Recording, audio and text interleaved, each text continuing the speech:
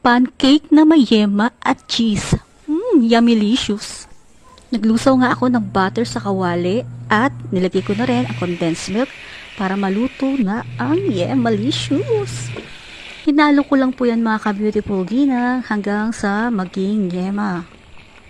At sa kahulihan, ito ay aking kinadkaran ng keso. Not so sticky nga po ang aking ginawang yema mixture. After that, nag-scramble na ako ng 2 egg to make the pancake mixture naman ka-beautiful ginang. Nilagyan ko rin ng pinch of salt at star margarine at 2 patak ng vanilla essence, 2 kutsarang asukal, 2 cup ng harina, and then nilagyan ko rin po yan ng kaunting tubig. Until maging ganito na ang kanyang texture. At ayan, niluto ko na siya, naging pancake na. Baligtarin nyo na lamang yan kapag kaganyan. At ayan, ang ganda ng pagkakaluto ka-beautiful ginang. Pero yung sumunod dyan, medyo natusta.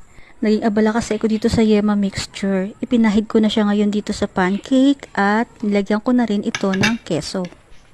Gawin nyo lang po yan ng paulit-ulit hanggang sa maubos nyo yung pancake nyo kung ilang layer ang inyong gusto. 4 na layer po ang aking nagawa mga ka-beautiful ginang. At ito na po ang ating pancake na may yema. Thank you for watching!